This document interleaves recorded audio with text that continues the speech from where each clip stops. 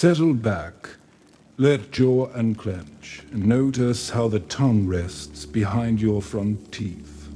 We brush twice, sometimes thrice a day, without wondering how that tidy ritual replaced pumice scrubs, hog hair bristles, and mint chalk powders stored in silver pots.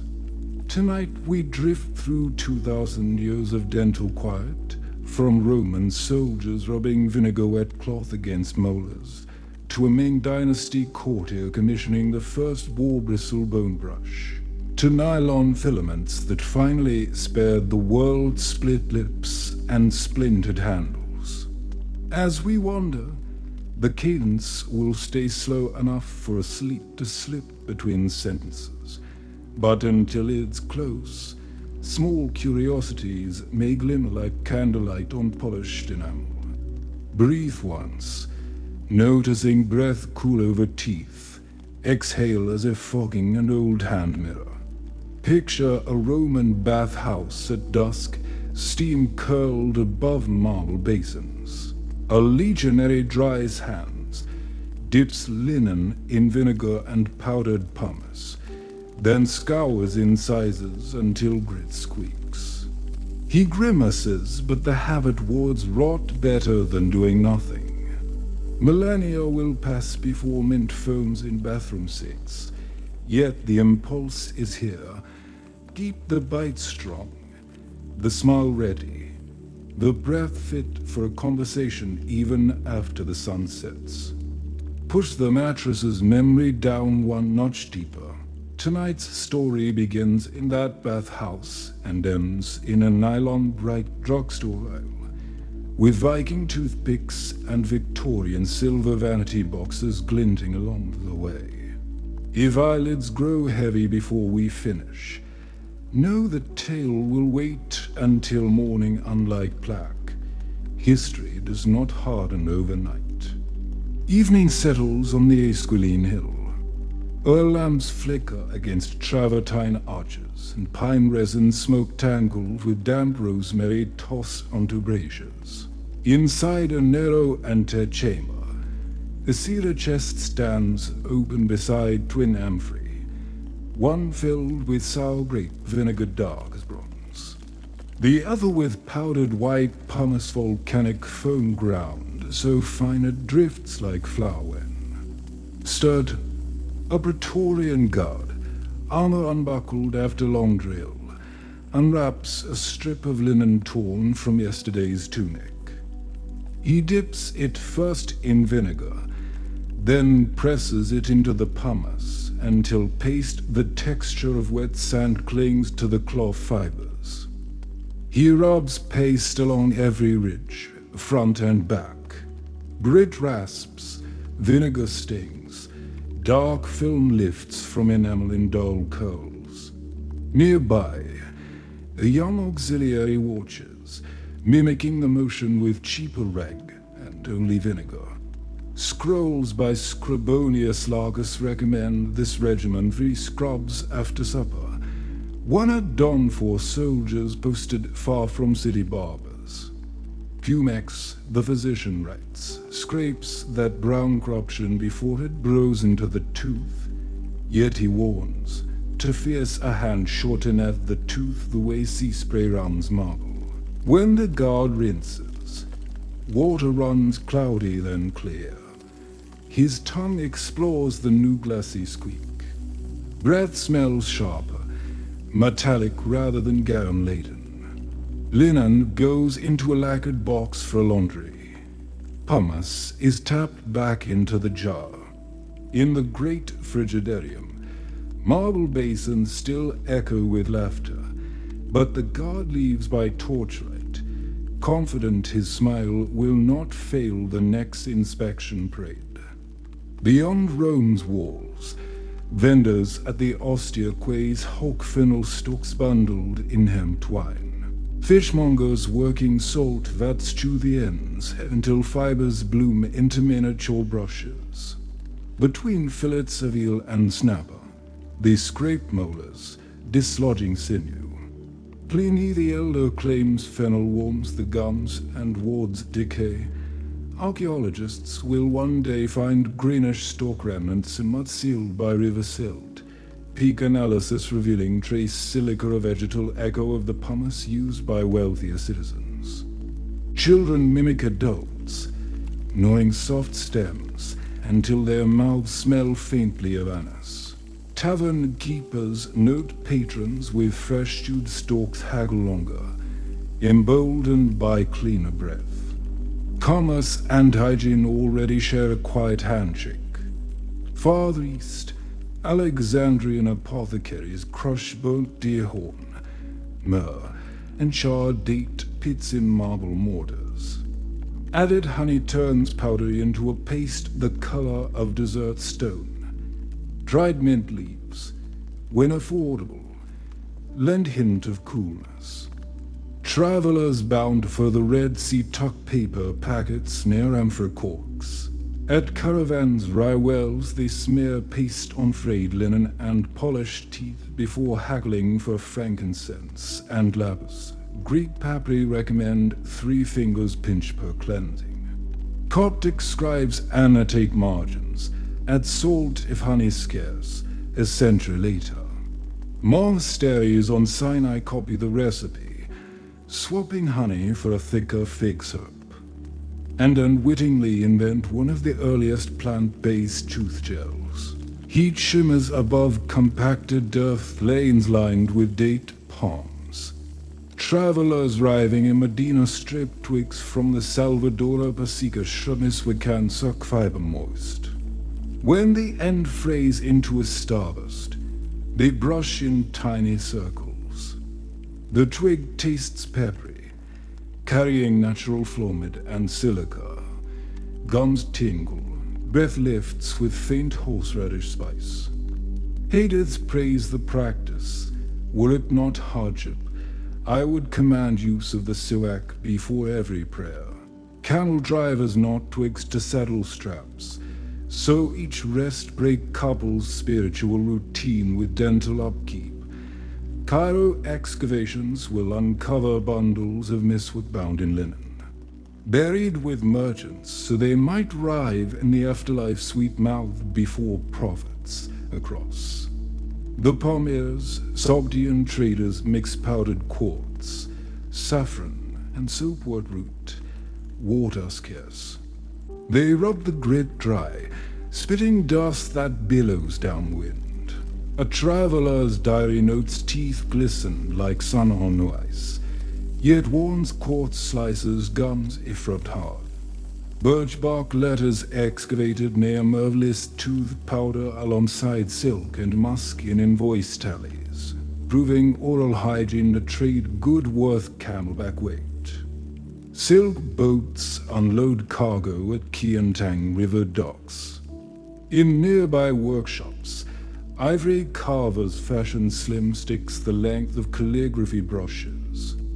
Holes drilled through one and receive pig bristles set with sticky lacquer. Bristles lie nearly flat, angled 5 degrees early ergonomics so users can push upward behind incisors. The brush sells for the price of a silk sash. Court ladies dip bristles into salt tea powder scented with borneol, polishing teeth until they reflect lantern light. No complete brush survives. Bone handles drilled 1.5 millimeters emerge from well stratifications.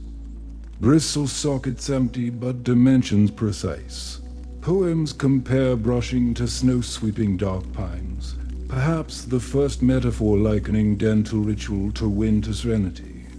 Fisherwomen on Sarima Island boil birch bark until toes, then cool it on clay slabs. They chew warm tar, pulling it into sticky threads that drag debris from molars. Birch fennel sweeten breath faintly like smoked vanilla. Archaeologists in Denmark will uncover lumps of birch tar still imprinted with tooth indentations.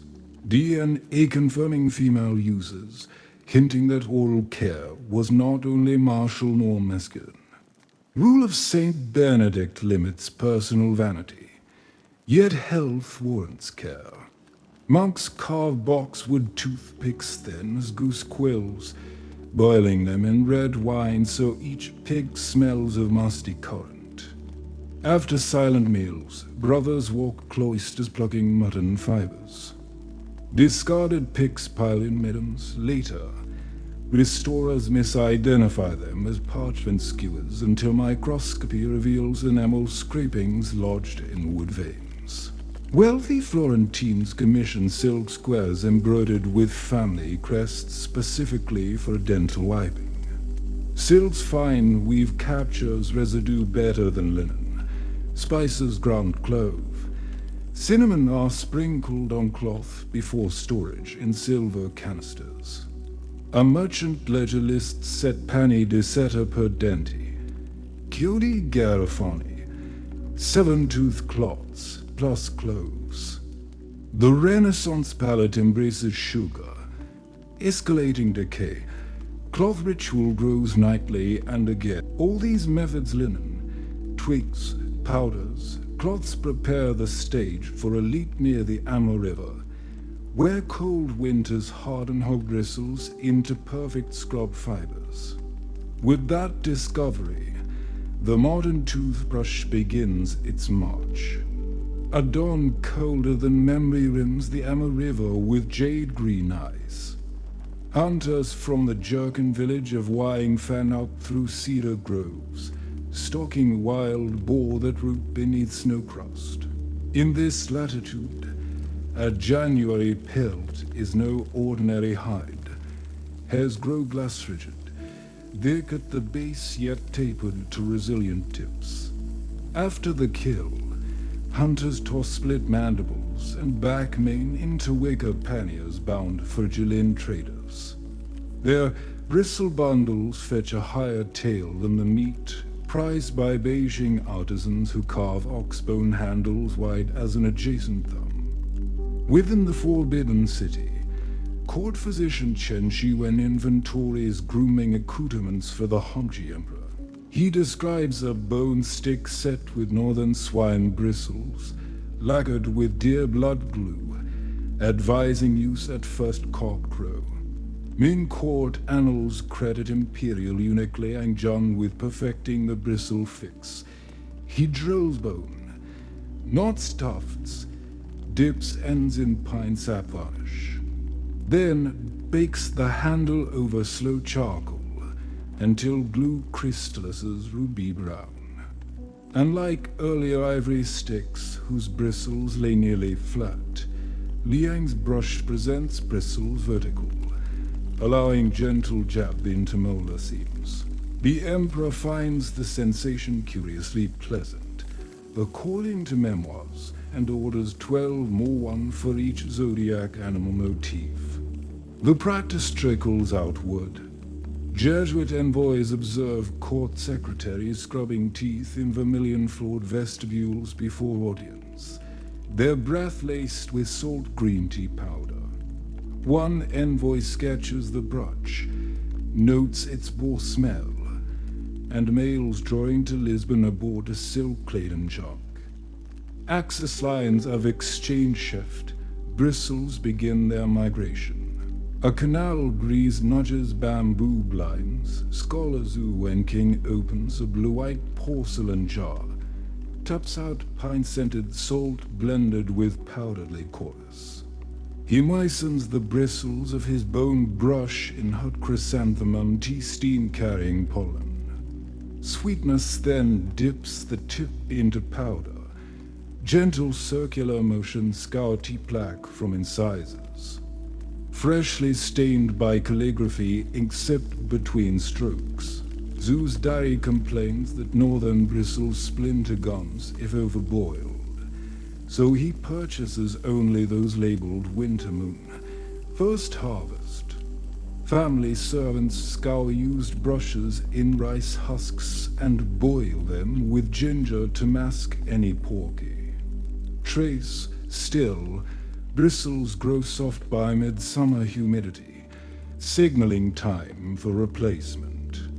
Zhu tallies cost alongside lamp oil and copy paper light, ink, and clean mouth form his triad of night study essentials. Camel bells jangle across shale flats west of Dunhuang. One bale bears crimson stamp, Boar-Bristle.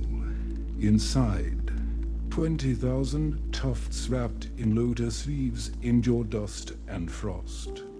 At Kashgar, the bale trades for Venetian glass and Persian lapis. From there, Armenian merchants haul bristles to Smyrna, where Greek brokers load crates onto galleasses bound for Venice. European apothecaries still peddle tooth cloths and birch tar lumps, but bristles fascinate physicians of Padua who crave instruments finer than rag. Early attempts glued bristle clusters directly onto pine dowels, but glue melts in summer heat, shedding tufts into beards. Success waits for a watchmaker's drill that bores walnut handles thin as quills, securing tufts with copper wire twists. The first Western bristle brush sells for the price of a French cloak. Carnivores love it. Vegetarians gag at the boar smell. Ash hangs over Thames rooftops red from the great fire's embers. In Cheapside, barber surgeon Cornelius Hart displays china Bristol brushes in a soot-streaked window. He pairs the brush with tincture of myrrh and burnt alum guaranteed to sweeten plague-scorched. Breath, clients cue despite charcoal air. A brush offers control when plague offers none. Samuel. Happy's diary of the 28th of February records brushed my teeth with the new bristle from China. Found it rough yet cleanly. Happy's hopes the tool will cloak last night's ale stench before meeting Admiralty clerks. He complains bristle shed pricks his tongue. By autumn, Hart stocks soft hog bristle from Prussia, bleached in snow and soaked in camphor. Pepe's buys 3. Unique perfumers grind dried mint, rose petal, and powdered coral in marble mortars. The paste, mixed with honey, fills silver boxes chasing with tulip arabesques. Court physicians instruct concubines to dip once, brush thrice, rinse with rose water. Bristle handles carved from blonde box would match sachets of ambergris for post-meal breath. Foreign ambassadors envy the palace custom and commission artisans in Galata to copy the brooch. But hog bristle offends some imams. Goat hair proves too soft. Horse hair flicks water everywhere. Still, intrigue around the palace sends spreads mint powders east to Damascus, west to Sarajevo. Marie Antoinette's court hungers for sugar lumps from St. Domingue. Decay follows confection. Dentist P.L. Falkwood, of Thurvla Church in Dentist, promotes brassy dents with horse mane trimmed to taper. He denounces Boar-Bristle as split-ended. Yet silk-stocking nobles prefer Chinese bristle whitened with hydrogen peroxide bats. Palais Royal boutiques embroider personal monograms on brush handles, powdered tins line mirrors, charcoal for smokers, or a swoop for the board. A lady's maid keeps to brushes, morning with bicarbonate, evening with alum. Revolution will topple powder pots, but the habit remains. Bristle brushes hide in travel valises streaming toward émigré salons from Vienna to London. Steam whistles shriek over Digbeth workshops, where bone handles clatter on conveyor slats. Factory. Owner William Otis imprisoned decades earlier and credited with the first English brush now. Mass producers using cow shin bone boiled, dried, and bleached under quicklime.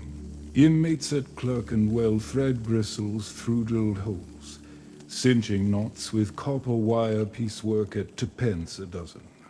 Cowbone absorbs sweat, bristles harbor damp, yet brushes sell for a shilling. within reach of clerks who once chewed coarse root. Printed broadsides advise dipping bristles in camphorated chlorate to kill putrid humors. Victorian engineers extol the brush as symbol of moral order, daily duty, like punctual rail timetables. London fog may yellow collars, but teeth should gleam under gas lamps. Gilded Age jewelers embed Boar-Bristle brushes into sterling handles chased with irises and dragonflies. Sets include lidded jars of mint powder and mother-of-pearl tongue scrapers.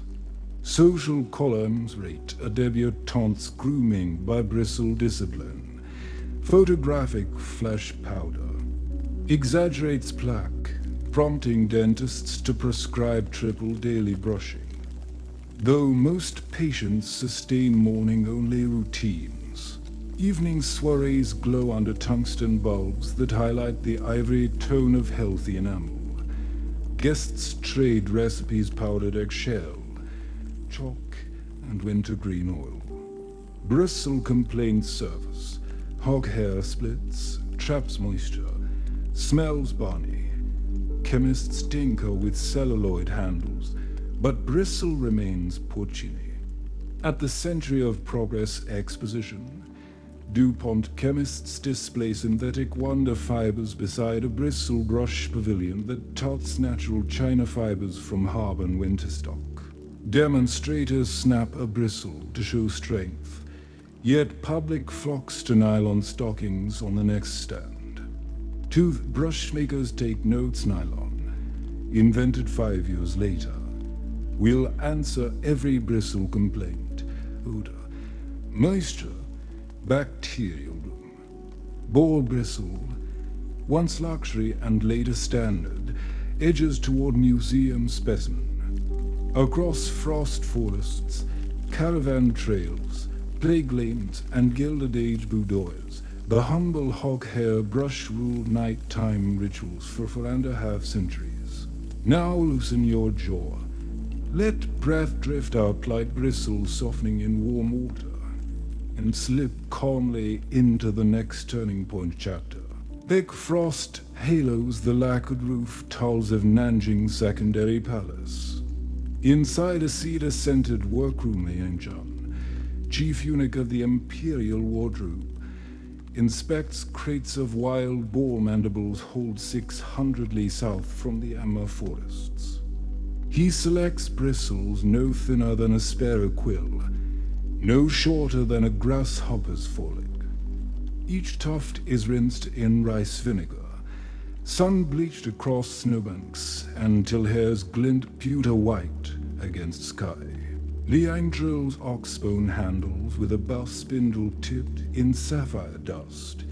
He threads tufts through each 1.6 millimeters hole, knots them inside, daubs pine resin, then bakes the handles atop a charcoal brazier until resin amber glazes, bristle set. Perpendicular innovation over older near-flat ivory sticks allow downward pressure into molar. Seems physician Chen Shiwen applauds, noting that food is expelled as rice in spring thaw. The Hongji Emperor commissions 12 brushes, requesting red lacquer dragons coiling each grip within 3 seasons. Copies appear in Suzhou apothecary stalls, bone handles minus dragons, but boasting northern. Winter bristle, couriers tuck them into tribute convoys. And along silk tributaries, the true bristle brush begins its march. Fog bellows off the Taguses. Crates marked O Grusso Dentium, tooth instruments, clatter onto the quay. Jesuit Brother Miguel Dolmida produces a Mandarin letter describing the brush. Custom scribes jot pig hair bones. For the teeth, he gifts to a Dominican friar. One to Queen Catherine's apothecary. The palace physician complains of odor, yet acknowledges effectiveness. Stains from Vinho Tinto lift after few strokes. Within a year, Portuguese traders consigned small lots of bristles to Seville. Spanish barbers mount tufts in olive wood and hawk them to Seville's sugar-addicted court. But Iberian summer warps glue. Many brushes shed bristle like wheat into porridge. An Andalusian carpenter drills deeper, wedges tufts with rolled tin. Weary merchants shrug until the brush reaches colder, drier Flanders where glue holds. Northern Europe becomes Boar-Bristle's second homeland. Gas lamps hiss outside Newgate, casting jaundiced light through barred windows. Inside, William Otterstale, for riotous pamphleteering, studies his cellmate's mouth after a supper of mutton stew.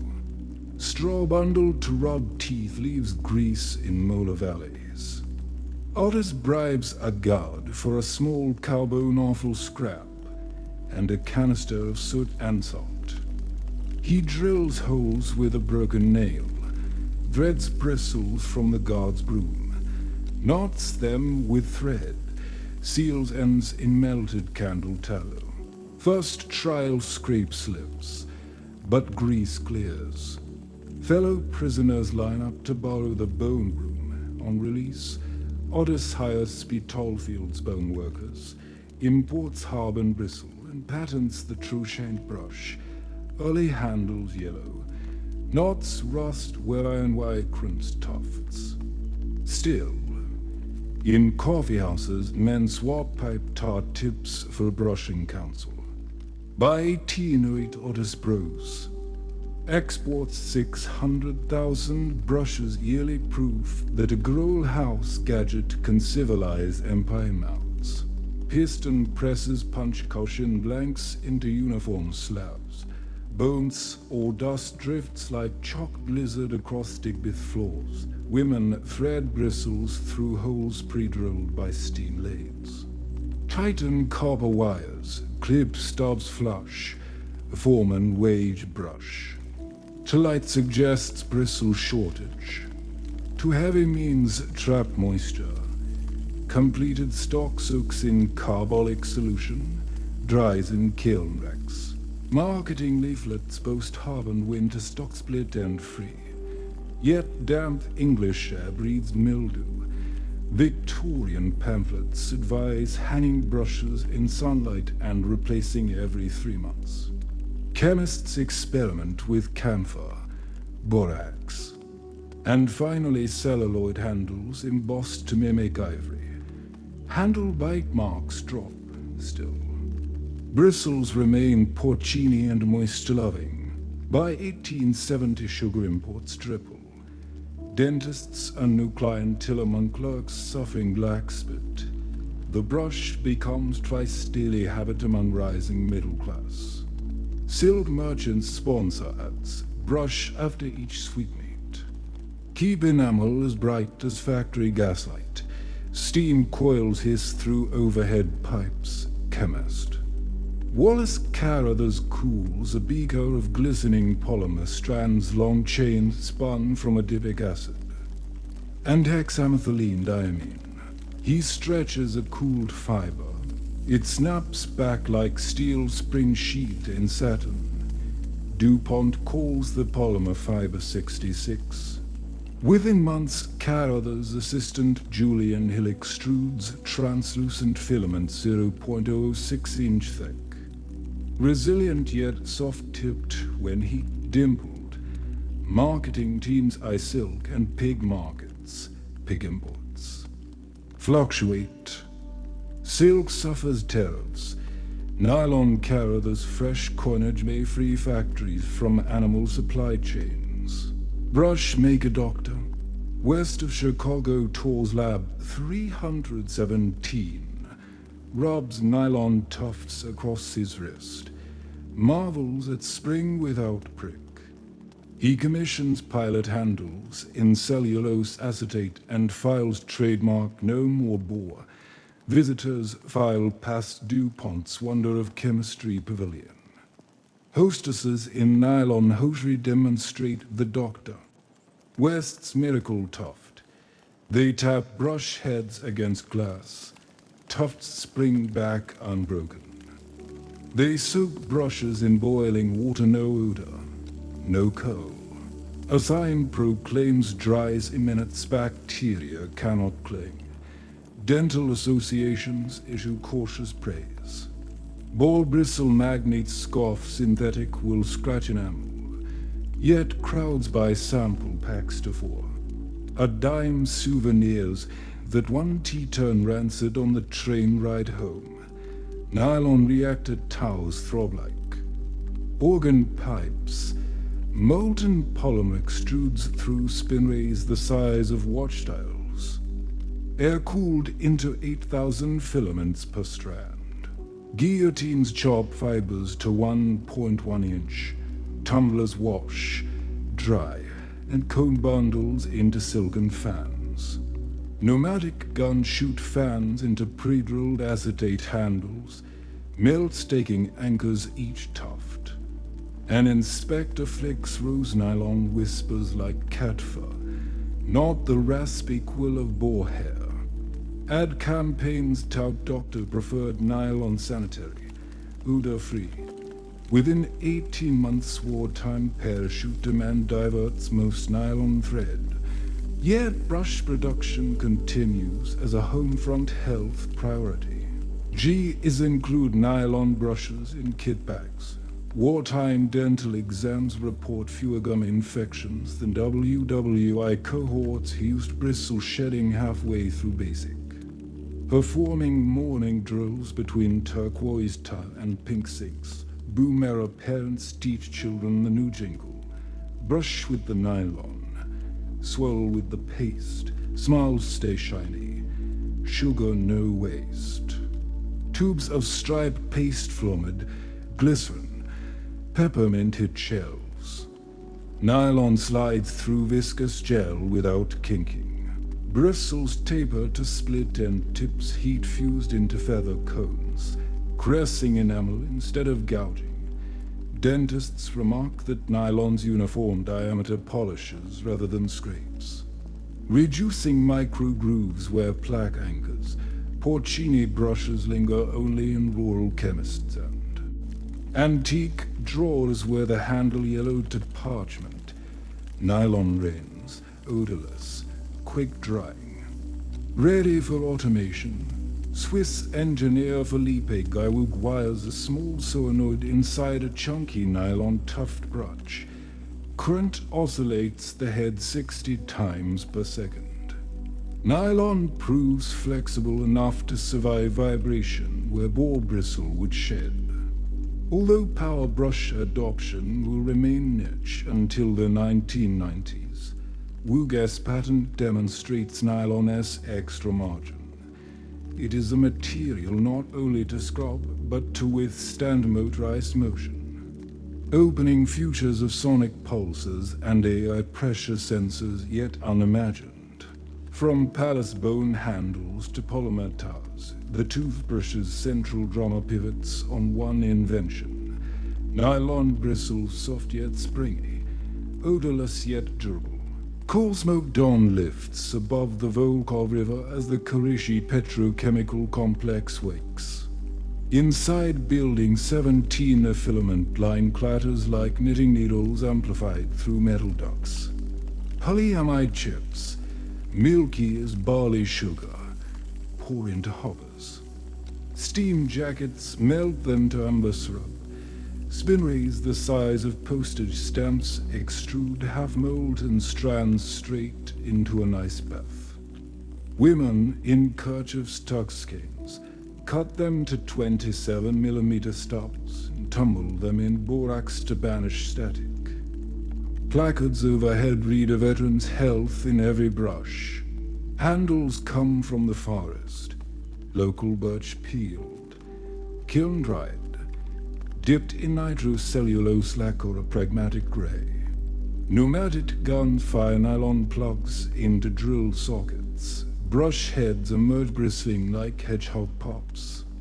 One inspector wipes snow from boots, tests tufts against a strip of drafting film. They glide silent, no squeal, no splinter.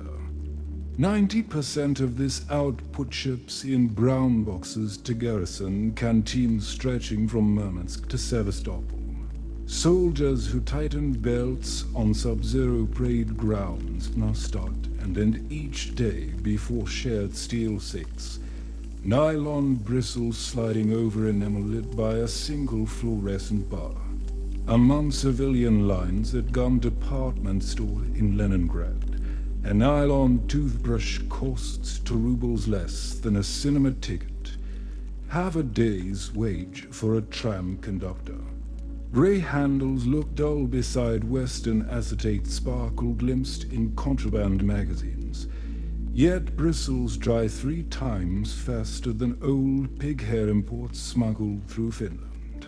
Mothers tuck nylon models into dowry chests, trusting that if shortage returns, at least teeth will not ache in silence. Summer monsoon drums corrugated roofs of the Fashion Light Industry Cooperative. Rain scent mixes with sweetgrass steam rising from bamboo strips boiled to kill beetle larvae. Workers clamp freshly split culms into foot-powered planers. Shavings form fragrant dunes on wet floorboards.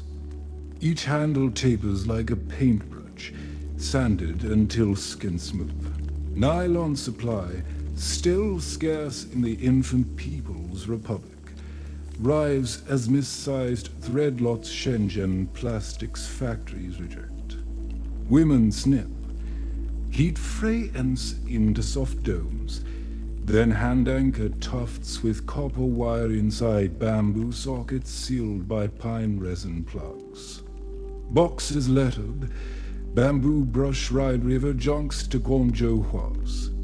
In tenement alleys lantern glow reveals courtyard rows where families share single enamel basin after supper kanji.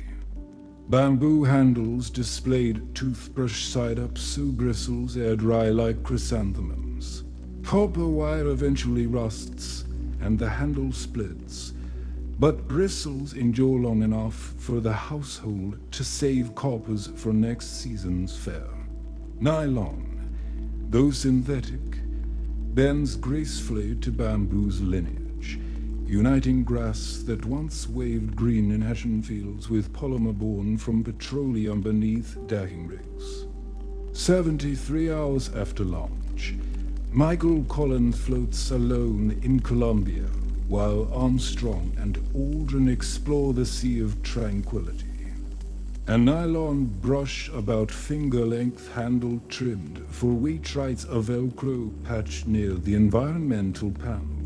Its bristles are shortened and flared, designed to clean in zero-G without flinging droplets. Collins squeezes a bead of Nassushu edible dentifrice onto the brush. No foam, no spit cup. Each stroke sends tiny flecks of plaque spinning until moist towels crowd them. In mission logs he notes mint cool, faint plastic aftertaste. No Boar barnyard, a nod to stories of earlier aviators who shaved bristles off wartime bone brushes because scent reminded them of pixies back home. The moon voyage confirms nylon's dominion. Earth's gravity is optional, but brushing stays mandatory, timed by a beeping kitchen timer Velcroed beside the hatch. When Collins stows the brush for re-entry, it joins flag dust and checkout list souvenirs bridging Stone Age enamel through Space Age itinerary. Kitchen clock blinks 6:59 a.m. In a ranch house outside Phoenix, 12-year-old Aisha wraps fingers round a chunky white handle. With a chirp the Interplaque PB12 was to life. Gear shafts fitting nylon tufts that swirl rather than vibrate. Marketing promises computer-age cleaning. Her mother appreciates the built-in 2-minute beep that settles morning battles. In the downstairs half-bath her father wields a Braun Oral-B D5, slimmer, oscillating 5,000 cycles a minute. Rechargeable Ni-CD pack humming as he shaves. Dentists divide into camps. Some claim sonic energy scours into proximal film. Others fear aggressive wear. Nylon remains essential. No natural hair stays coherent under twisting torque. Replacement heads cost $6. Color rings identify ownership in households where everyone now expects electric assistance the way washing machines relieve scrubbing boards. A subtle shift occurs. Brushing becomes less manual skill. More device stewardship. Plaque scores in school screenings drop. Appliance stores add toothbrush shelves beside microwaves. Philips engineers connect piezoelectric transducers to a hollow nylon toothbrush head. When activated, the head vibrates at 31,000 strokes per minute, creating microbubbles from ordinary tap water and peppermint paste. Prototype testers seated before infrared mirrors observe cavitation clouds swirl into sulcus. Pockets unreachable by manual swipe. Embedded strain gauges trigger red leads if pressure bruises. Gingiva, nylon filaments, now engrounded and polymer tapered. Survive sonic fury thanks to crimped anchors fused into polypropylene heads. ADA studies publish statistically significant improvements over both manual and first-generation rotaries. Sales spike across European pharmacies. Follow-on models pair with smartphone apps that paint 3D molar maps. Nagging teenagers who skim 8 seconds off the lower left quadrant. Marine biology intensive. Kelp tangles under the Golden Gate, among polypropylene bottle caps, and ghost nets they catalog. Hundreds of neon pink toothbrush handles chewed by salt and sun. Sweden's Karolinska Institute releases life cycle data. For 1 billion plastic brushes landfilled or ocean-bound yearly, consumer guild seeds Kickstarter pages for bamboo nylon hybrids. Cornstarch handles. Even Boar-Bristle revivals pitched as compostable, though hygienists caution about bacteria.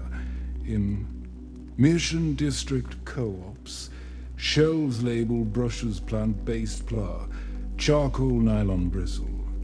95% biodegradable, yet charcoal pigment scratches enamel. Dentists remind users to replace every 3 months echo or not. Innovations bloom. Castor oil nylon, titanium oxide antimicrobial tips, handles molded from recycled yogurt cups. The 500-year brush saga, once driven by hunger for cleanliness, now courts humility before planetary mass balance. Rain ticks high-rise glass while city lights smear neon rivers across Marina Bay. In a towel bathroom scented with eucalyptus steam, architect John Lee docks a matte white handle into a quartz charger. Bluetooth syncs to a phone app that overlays a wireframe jaw. Nylon bristles tri-level, point-polished spin at 40,000 strokes per minute. Acceleration sensors log orientation. If John misses lingual surfaces of molars, the wireframe flashes amber. After 2 minutes, the handle buzz chirps success. The app awards a digital lotus. Cloud servers anonymize the session, training models that will tweak bristle layout for next year's iteration. A pop-up suggests the soft 0.13 mm tapered head for a sensitive gums. The subscription box dispatches replacements before nylon tips fray. The toothbrush has become a spec sensor, a game, a minor oracle of daily performance. Yet beneath lithium batteries and silicon gyros, thousands of perfect little nylon shafts still perform the ancient job. Scrape, sweep, polish, rinse. Materials scientists test silk protein biopolymer bristles that dissolve into harmless peptides. After 4 months, aerospace engineers explore cubic gallium nitride filaments for astronauts bound to Mars, maybe in some autumn decade ahead. Brushing will involve probiotic sprays that banish plaque chemically. Or perhaps we will rediscover twig fibers laced with floor-mid gel inventions looping back to Salvadora Pasica roots with 22nd century flourish. Whatever form tomorrow takes, the path curves from bone and bore through nylon chemistry, electricom, and bamboo renewal. Across frost forests and space capsules, from prison cells to smart mirrors, nylon bristles have kept their quiet promise of clean beginnings. Let your own jaw slacken now, breath drifting unhurried like a brush laid to dry by midnight. Sink light. Pale sun presses through November fog over Lake Mälaren as Swedish archaeologist Hjalmar Stolt buttons a sealskin coat against salt-sharp air. Snow crystals creep beneath his boots where Viking traders once hustled for an amber. He has prospected Burka's burial mounds for weak sambar beads, glass from Baghdad, brooches whose bronze still blushes green. Today, an iron probe catches on thin bone beside a boat-shaped coffin. Frost heaves, moist soil steams. Assistants lift a walnut-brown jaw fragment no larger than a child's fist. Incisors gleam surprisingly white. Wedged between canine and premolar is a slender bronze pick, looped at one end like a miniature harp. Its point sits in a shallow channel worn into enamel, evidence of repeated use rather than grave whim. Stolt sketches quickly. Toothpick, bronze, 63 millimeters. Loop ring 8 millimeters later. By lamplight in his canvas tent, he notices microstriations along the pick's shaft, as though wrapped by thread for grip. Chemical baths reveal copper alloyed with traced in equal two. A tradesman's brooch, a mundane tool forged with jewelry care, buried with the dead so no banquet in Valhalla would find him unprepared. The same grave holds balancing weights, Arab domes, a Byzantine silken ribbon. The pick lies near an iron scalpel and bone comb intact despite 9 centuries of damp. Taken together, the kit forms a portable vanity. Comb for a beard threads, scalpel for nails, pick for teeth. Viking sagas seldom dwell on hygiene, yet the Edda's ashore heroes trimmed beards before parley. Archaeology now supplies tactile footnotes, grooming mattered on trade routes as much as sword reach did. In raids, Stolps report lands in Stockholm. Shocking classicists who pictured Vikings coarse and careless. Newspapers print illustrations of the pick beside a wine cork for scale. Caption: Nordic tooth tool upsets savage myth. Jumped forward to 2018. In Uppsala University's clean room. Doctoral student Karen Olstrom mounts the same pick on a sapphire stage, a confocal microscope. Its laser humming in soft blue sweeps the metal surface. Between corrosion pits she spots grooves 100 microns wide, exact enamel bandwidth. Energy dispersive X-ray identifies faint calcium phosphate residue. Slivers of tooth, fossil then, lodged like silt in a river stone. DNA swabs find Streptococcus mitogenes. Oral bacteria still entombed. The pick once flicked those microbes away nightly. just as nylon bristles do now. A 5-line note in Stolp's field book unfurls into a genome witness across time, while Burke furnished the bronze exemplar. Novgorod diggers in 1930 unearthed 14 copper picks strapped to bark shavings, each bore. Twisted wire handles, snug inside birch bark sheaths to keep tips clean. One sheath carried nose runes, Denforger, Toothfair, southwest along the Baltic. Dansk burials yielded amber picks, softer, likely ceremonial. Network analysis of trade finds suggest hygiene. Package flowing with fur and silver, amber mouth fresheners for chieftains. Bronze daily picks from merchants, bone or goose quill variants for thralls. Imagine sunrise over Burker's harbor. Hearth fires side-side turf-walled lawn houses, bread loaves steam. The trader named Eirik dips his bronze pick in warm ale, softening cling of honeyed porridge.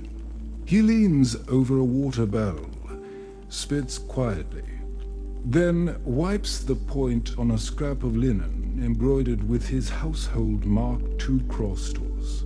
At evening feasts of dried eel and lingonberry mead, he repeats the ritual between courses, flicking bone slivers into rushes strewn on plank floorboards nearby.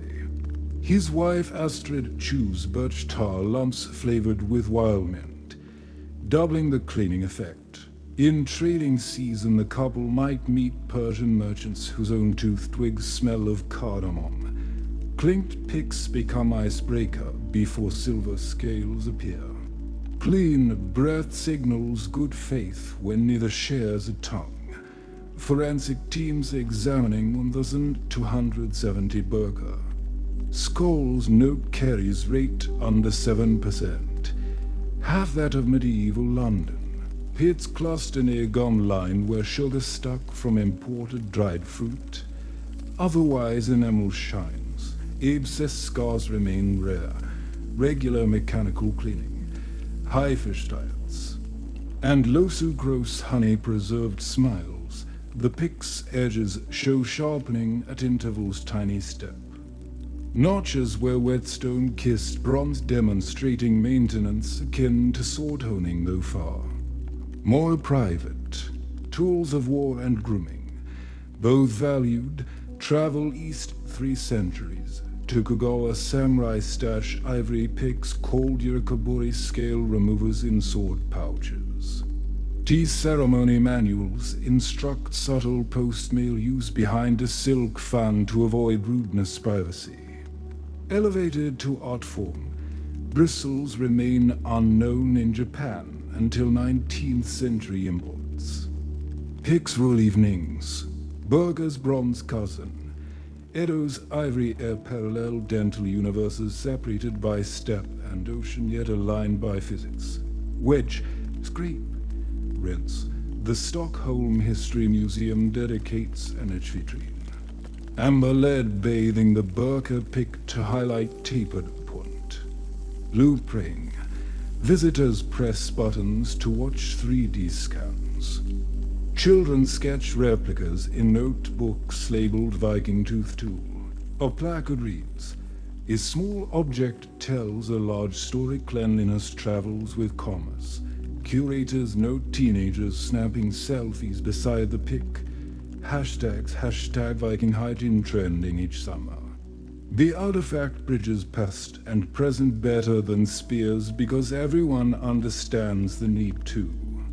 Remove lodged food before smiling. Scientific instruments verified calcium traces. Trade maps traced Baltic exchange.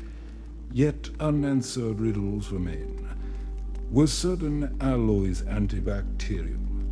Did bristle brushes co-evolve somewhere on the steppe?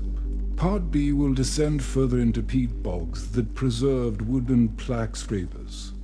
Into Icelandic sagas describing whalebone tongue razors, then connect these quiet findings to Victorian silver set sand. Modern floss picks, Summer peat cutters near Viborg sink shovels into chocolate brown sod older than Christianity. One blade clangs on older wood instead of loam. They lever out a finger-length stick, black as pitch yet perfectly smooth, tapered at both ends like a double clarinet reed. Museum conservator Matt Svensson recognizes it instantly from farm lore. A dental scraper the Danes call tandstick. X-rays show grain compressed by centuries of mire, yet at the tips tiny channels remain where sap once ran. When micro-CT scans the surface, rows of feather-fine scratches appear evidence of enamel contact rather than random abrasion. Birch tar residues cling in pores, hinting users chewed tar for antiseptic before scraping. Peat chemistry preserved the sticks last. Mission: calcium phosphate flecks still nestle in grooves. Mass spectrometry confirms trace. Sea salt, tying the user to coastal diet 1,200 years ago. Archaeologists plot the find among burial mounds and trading tracks. The stick becomes a waypoint on a hygiene road seldom mapped linking bog. Baltic herring, nightly comfort. Candle wax pools beside a tonsured copyist as he inks Codex 181. Between herbal cures for catarrh and recipes for violet ink lies a terse note for foul breath. Chalk, salt, and ground sage. Rub upon cloth. Scour the teeth humbly. Marginal doodles show a hand clutching what looks like sharpened goose quill. Historians long misread it as stylus. Electron microscope work on a surviving quill from adjacent strata reveals calcium striations identical to those on Viking picks. Cloister silence apparently included discreet scraping after lentil pottage. Inventory ledgers. List Calamus dentarius tooth reissued monthly. Bundled with soapwort twigs, the rule of Saint Benedict never forbade cleanliness, only vanity. So brothers rotated chores, making chalk sage paste, distributing cloth strips. Overlooked herbal lines suddenly speak. Even ascetics sought fresh breath for somity at matins. Big Jasoga describes Wagana, a Hebridean woman shipwrecked on St. Felsons, who cleansed her tongue with whale ivory so sharp it bled, yet she tasted no rot. Scholars deemed it metaphor for sharp words until 1968. When peat bog excavations at Rake Hole produced a crescent blade carved from narwhal tusk, it honed like a tiny sickle. Where patterns align with tongue curvature, not tooth edges. Protein residue on the concave side contains porphyrin blood marker supporting the saga. Tongue razors rarely fossilize because bone softens in coastal loam. This lone find reframes Norse hygiene. Daily routine addressed not only debris but breath source. Modern dentists know halitosis rises chiefly from the tongue. 13th century Icelanders apparently knew as well, centuries before zinc lozenges. Such small objects reveal empathy for a conversation, even on volcanic outposts slashed by sleet. Customs rolls from Dusk Central warehouse document a shipment of 300 amber toothpicks destined for Lubeck Guildmaster's payment for iron ingots. Amber workers shaped each pick with spiral fruiting, then polished under wool until honey gold flashed.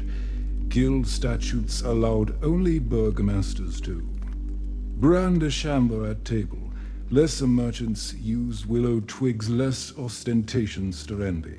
Carved scrolls warn against ungodly display of mouth prongs. Even so, diaries of apprentice coopers pine for promotion promising amber privileges, proof that oral elegance equaled social wrong. When Swedish troops sacked Dusk in 1629, Many picks vanished. Melted in looters' pockets, 3 survive in the National Museum. Pigment analysis shows microscopic flecks of sea salt and ale yeast embedded in the flute's last suppers etched permanently.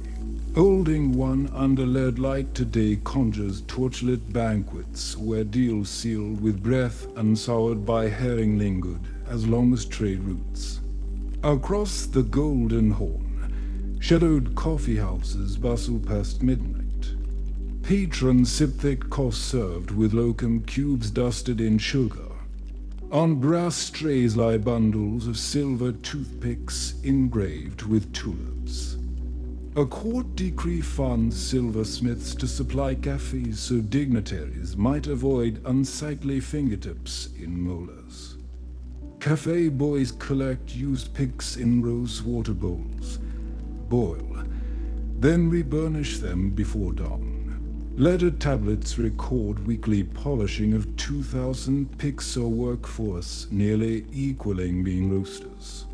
Travel diaries by French dragomans marvel that conversation pauses not for cleaning but accompanies it. Men twirl silver picks as they argue poetry, much as modern speakers tap pens. Hygiene becomes kinetic rhetoric, a kind of punctuation glimmering in oil lamp glow.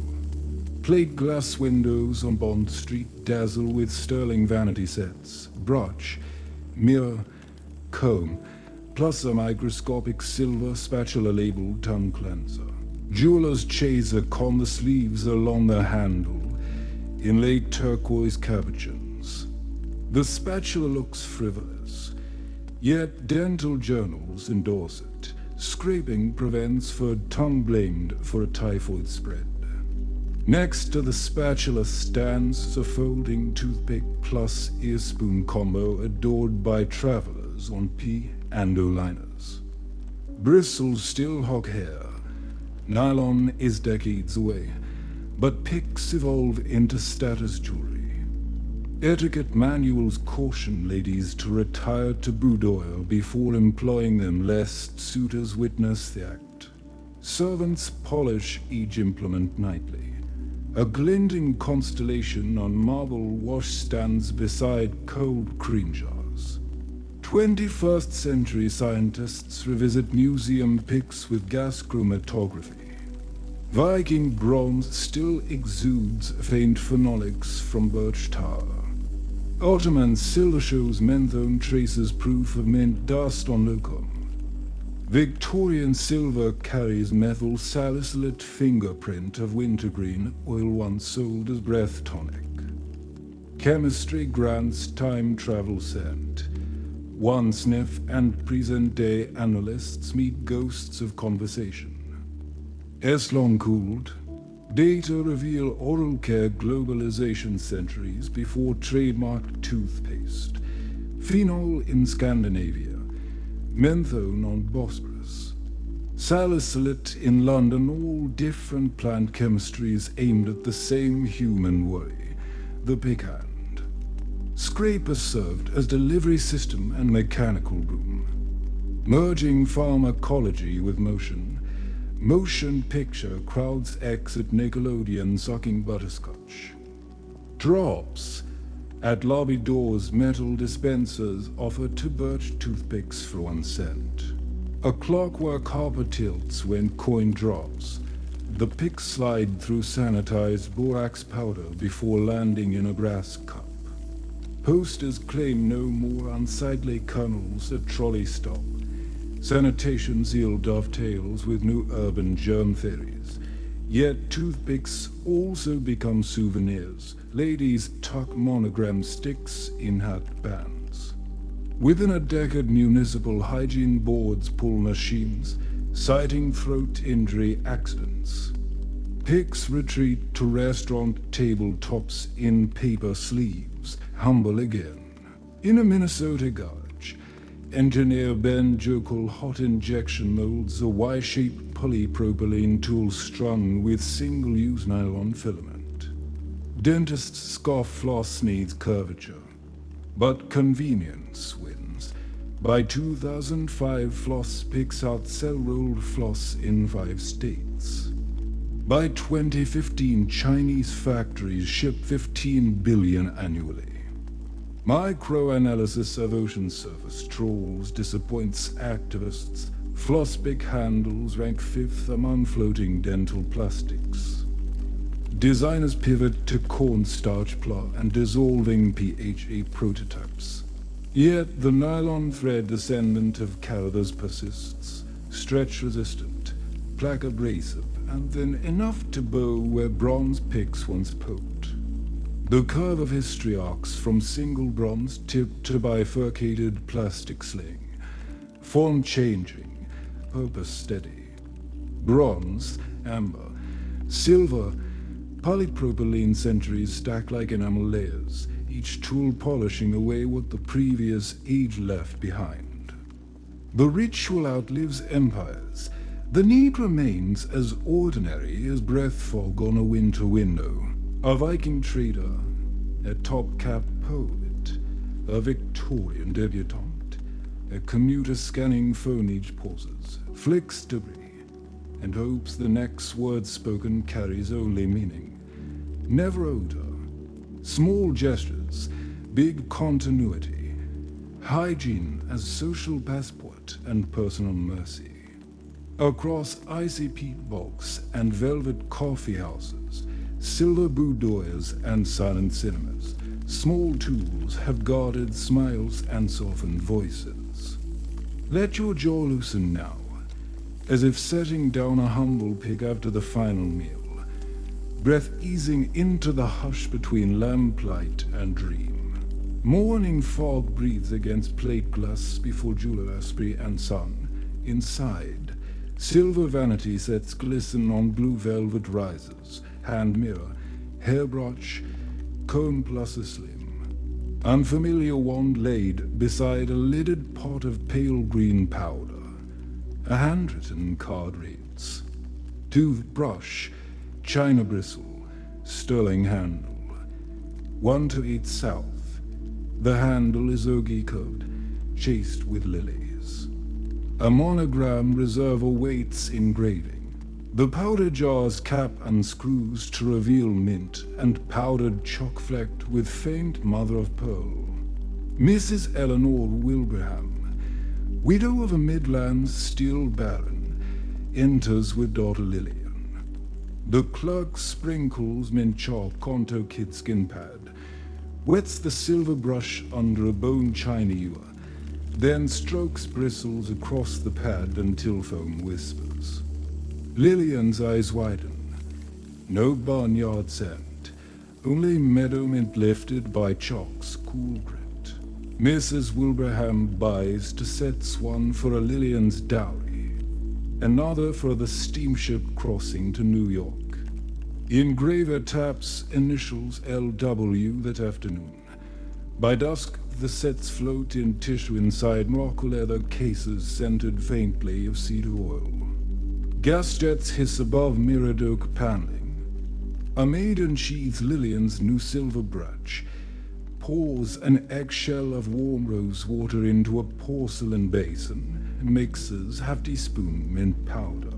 The bristles, stiff boar hair imported from Harbin, bloom white against pale foam. Lillian leans forward, soft whalebone corset creaks. The maid guides strokes small circles along gum line. Gentle sweeps behind incisors, then offers a crystal spittoon. Freshness flares, menthol, faint eucalyptus, a tickle of wintergreen oil. In the mirror, gas mantle glare gilds Lillian's enamel.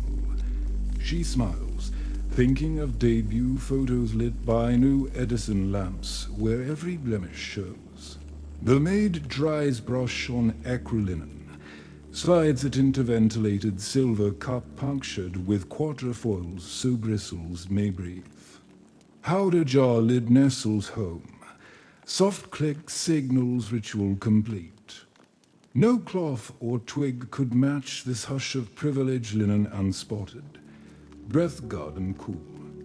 John Hancock's hunches over an ingot glowing salmon in coke fire. He hammers it to sheet, anneals, hammers again until malleable as beeswax. Dyes strike lilies, irises, and curling fern tips. Using a burbot sail drill, he bores 24-minute holes 1.6 millimeters exactly through handle crown. An apprentice trims carbon bristles, bleaches them in hydrogen peroxide sunlight bath, threads tufts with drawn copper wire, cinches knots, and clips ends flush. Each handle bathes in aquafortis to brighten, rinses in soda to neutralize, dries beneath hissing gas jets. Polishing mops kiss chaste petals until they shimmer like moonlight on canal water. Finished brushes rest in rows, floral scrolls aligned like lullaby sheet music. A foreman tests for spring. Bristles must rebound without spatter. Any odor of swine fat is unacceptable. Scented steam passes over wax lavender for ladies' sets. More for gentlemen's. By week's end crates depart for Harrods, Liberty, and Tiffany's Fifth Avenue. Professor Adolphe Leonard Sturchalk, magnesia, and powdered dried mint in a porcelain mortar. He adds a trace of oil of wintergreen, drop of saccharin wonder sweetener to mask chalk dryness. Paste extrudes into nickel tins, but elite clients prefer dry powders, spill-proof during train travel. Leonard grinds boric acid crystals fine as fog. The mild antiseptic claims banished morning breath of garlic soups, labels printed on rose cream stock red powder denifrice mint holy. Sans sharpen, ijabet common charcoal grits that blacken lace cuffs. That winter, ladies of the comedy Francaise gift silver brushes and mint powder to prima ballerina Emma Livery. Diaries note she brushed before rehearsals to scent breath for pas-de-deux whispers. When gas footlights later ignite her gauze costume. Hospital notes record wounds not teeth pristine. Goldsmiths of Fabergé craft miniature traveling. Brushes for Grand Duchess Senior's Trans-Siberian tour. Handles of Galoki silver. Enameled frost blue. Conceal hinged caps sliding down to protect bristles from locomotive coal dust. Powder compartment hidden within the cap dispenses through pinholes onto bristle tips on the rails. Xenia writes to her brother. Mint cloud within carriage defeats samovar onions, palace dentists. Applaud the Duchess molars escape. Buffet sugar cubes that crack lesser quarter enamel. At trips in, she donates one brush to Kazan schoolgirls alongside blankets. The silver soon pawned for a school roof repairs, but bristles continue cleansing under candlelight for years. Fifth Avenue ballrooms glow under tungsten bulbs, their spectrum harsher than gaslight. Society columnist Ward McAllister publishes grooming column. Incisors must shine in Edison glare. Silver brush and peppermint chalk indispensable. Tiffany responds with electric finish brushes, chasing lightning bolts across handles. Powder tins add blue chromic alum to counter lamp yellow enamel tones. Dressmakers schedule fittings earlier. Clients brush under unfiltered bulbs to preview smile. Photographers wield flash powder. Silver nitrate plates reveal plaque-like coal dust. Persuading holdouts to adopt mint powders. Dinner guests note ceramic cuspidors absently placed. By discreet powder closets, attendants present silver brush sets to ladies retiring between entrees. Breath must not betray onion cream soup beneath champagne chatter, each closet lined with wedgewood tile. Small fountain spout for rinse. Silver cup of camphor rose disinfectant, hand towels monogram W return perfumed with. Violet, after dessert, orchestra shifts to Strauss, couples waltz. Powdered breath twines with sandalwood floor polish, whispering perfection. Chemists in Colgate and Co's Jersey City plant steam distilled American peppermint, African spearmint, and Japanese corn mint. All shipments travel in tinned iron drums. Cooled in spring houses before blending, chalk comes from Kentucky limestone kilns. Magnesium carbonate from Austrian mines. Citric acid from Sicilian lemon rinds. Mint powder becomes miniature atlas. Every pinch travels. Continents, shipping clerks stamp tins fragile. Keep DOI. Humidity clumps powder. Lumps disgrace silver brushes with gritty streaks. To ensure flow, Colgate experiments with rice starch anti-caking. Results patented 1900 in the manufacturer's building. William Taggart demonstrates foot-powered belt lathe polishing silver brush handles until electric. Dynamos hum. Overhead arc lamps dazzle enamel displays. Mint chalk pasty. Vienna carbon. Tooth soap. Imported China bristle. Visitors queue. Sniff tins. Tap bristles. A Kansas farmer buys cassettes for daughters. His wife buys none prefers birch twig from childhood, yet 3 years later mail-order catalog records his reorder. Progress slipped in with post-fair fashion. Silver, mint, and electric light have elevated brushing into ceremonial act among those who dine beneath. Chandeliers. Heartbeat follows these luxury rituals into Pullman palace cars, steamship staterooms, and desert expeditions. Then lands in Hollywood dressing trailers where nylon dethrones bristle ending with our single. Sleep queue. Mahogany wainscot gleams under brass sconces as the Laconia rolls across Wyoming sage.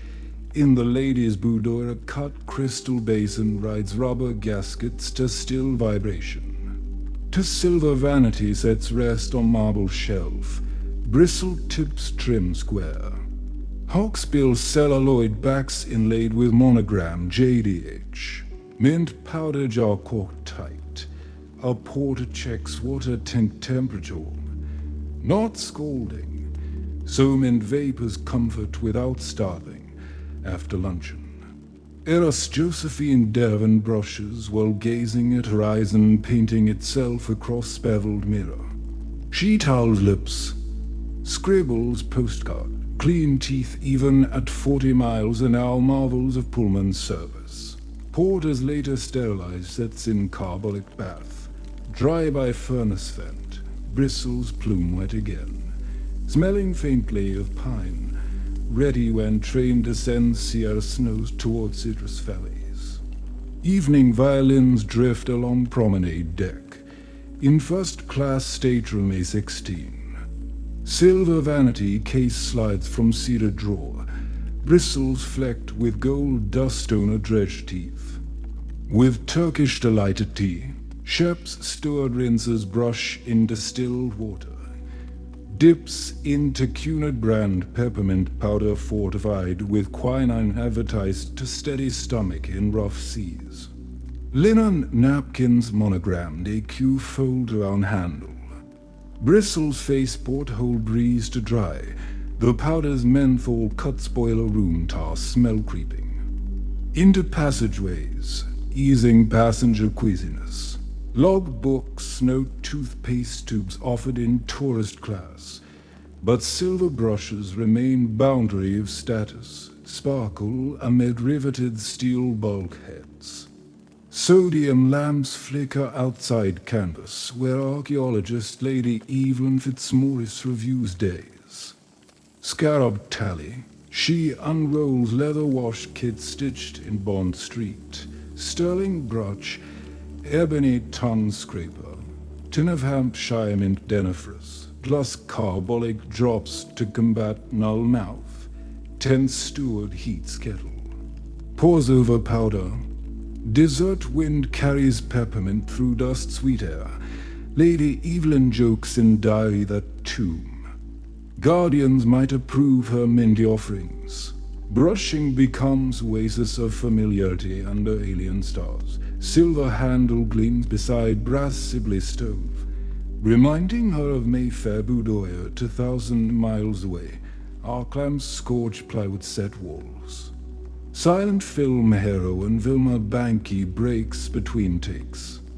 Entering trailer, where makeup mirrors blaze with 500-watt master bulbs. She lifts sterling brush chased with Art Deco sunburst. Bristles trimmed yesterday by studio hygienist. Powdered tin labeled method chalk studio strength. Contents tinted faint lavender so residue shows against costume before camera catches stray. Spec. Director demands smiles brilliant enough for panchromatic film. Boar-Bristles deliver but split quickly under daily use. Studio dentist whispers of DuPont nylon bristle prototype so direless. Camera friendly but synthetic still classified military. For now silver and hob keep cinema close-ups crisp. Window display at chrome and packet chemist features rotating turntable. Celluloid handled brush. Crowned with translucent white nylon tufts. Placard announces no more barnyard breath pure nylon. Curious socialites purchased despite austere bakelite handle no silver chasing yet. Mint powder adjusted. Less grit. More glycerin to offset nylon slickness. Within weeks silversmiths retrofit handles to accept. Tuft cartridges. Tiffany unveils sterling modern brushes. Silver shell houses detachable nylon core. Initial run sells out before Mother's Day. Newspapers coin term silver nylon marriage. Old elegance weds chemistry. Ocean liner pressed into. Troop ship duty sails grey painted Atlantic. Officers' cabins still stock sterling vanity sets. But bristles now regulation nylon to conserve bore supply for surgical swabs. Mint powder replaced by florid tin paste in collapsible tubes, allowing quick filled brushing without basin. Silver handles tarnish in salt fog. Yet ritual persists clean teeth, firm morale. Troop dentist logs fewer trench mouth cases than 1916. War changes metals, powders. Yet ceremony persists inside steel hole shoving under blackout. Pan Am stewardess Reiko Mori opens mirrored cabinet lined in mirror-finished stainless American occupation chic. Sterling set from pre-war era lies alongside pearlescent celluloid handle holding DuPont nylon.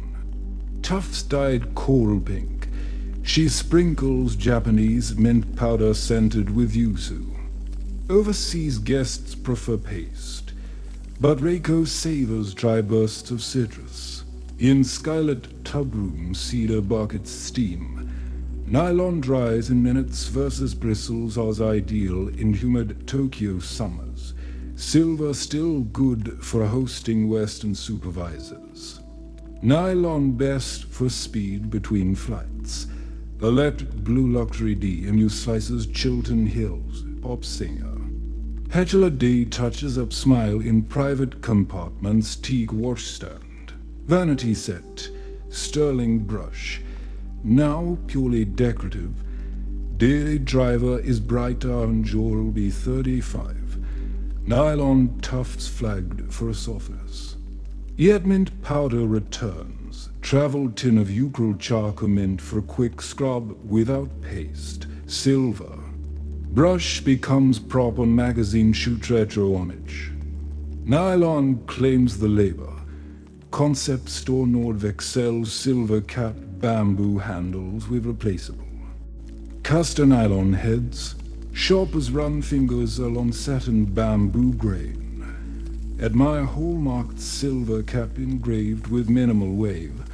Mint powder revived as charcoal spearmint dust in glass vials. Influencers filme SMR. Tap silver cap. Pour mint snow. Swirl soft nylon cloud. Hosts gush heritage ritual meets zero waste future. Dentists note powder low abrasive. Nylon soft tipped. Heritage breathing again inside sustainable script. From Bond Street, night settles over the quiet places of your own room across the arc of the ceiling. Along the hush of the hallway march, as it once draped Roman bathhouses, Viking houses, and mirrored boudoirs on Fifth Avenue, we have wandered through 2,000 years of small, persistent care, linen strips soaked in vinegar, boar-bristle bones lacquered scarlet in the Ming palace, bronze picks glinting under northern lights, and nylon tufts humming in zero-gravity silence. Every age invented its own way to greet sleep. With a clean mouth and untroubled breath, pause to remember the order of those inventions not as a list, but as rising lanterns, first flickered pumice grit on linen beneath marble arches. Higher rose the bristle brush bound to bone, stiff with emmer frost. Then small bronze picks sparked like fireflies in Baltic twilight. Amber ones glowed in Hanseatic halls. Silver ones shimmered in Ottoman cafes.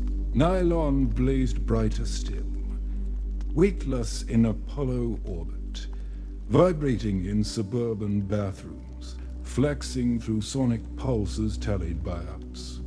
At the very top of the glow will spin today's bamboo silver hybrids, their castor oil filaments soft as grass, promising less plastic in tomorrow's tide. Eat like belongs to a person we almost met.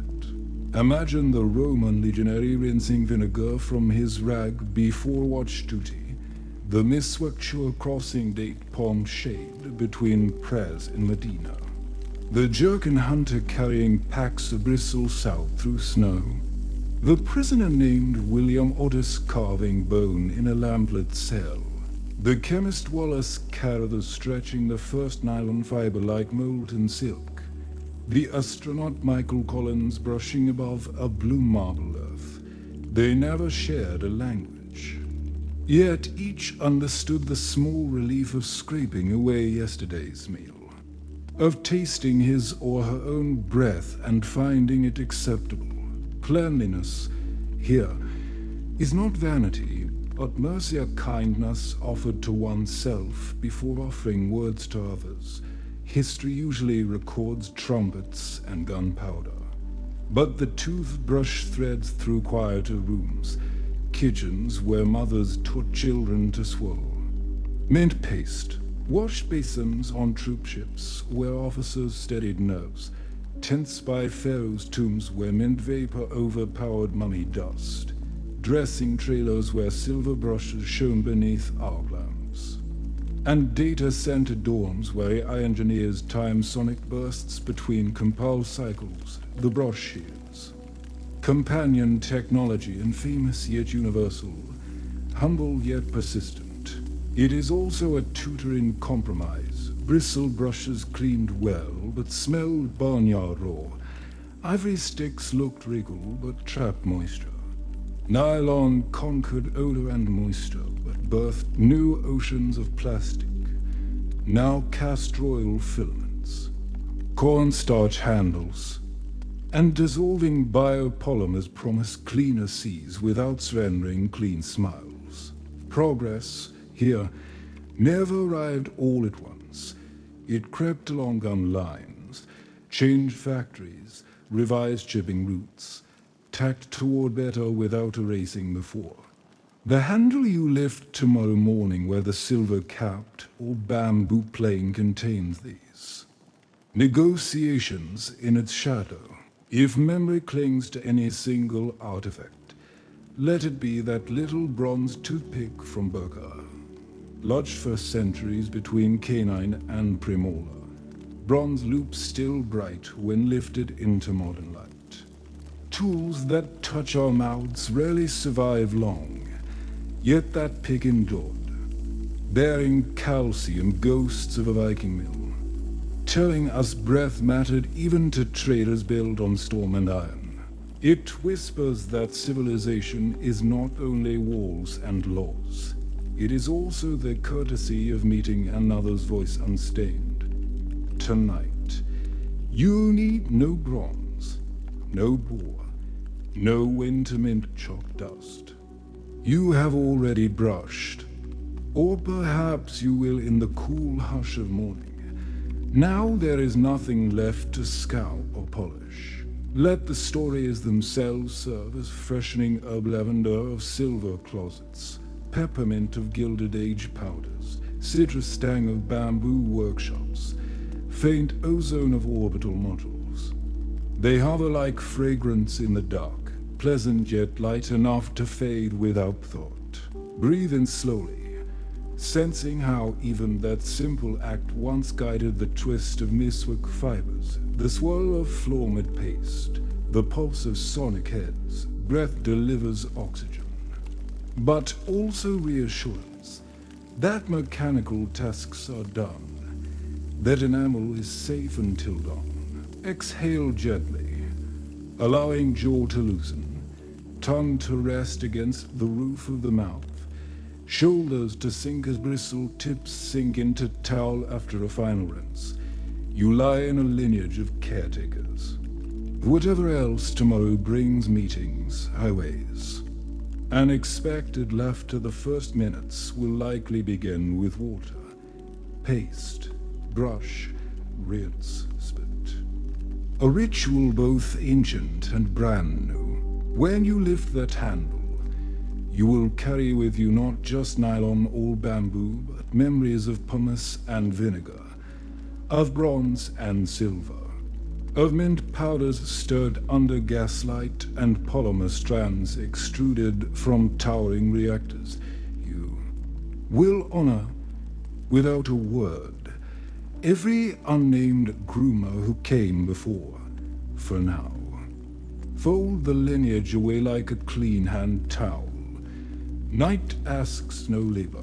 Let eyelids drift toward quiet dark, teeth resting behind barely parted lips, breath moving silently through spaces those long ago tools helped preserve. Dream of snow-bright bristles drying by hearts, of mint fields shimmering under moon, of something small, useful, and enduring like comfort itself, traveling unbroken through time.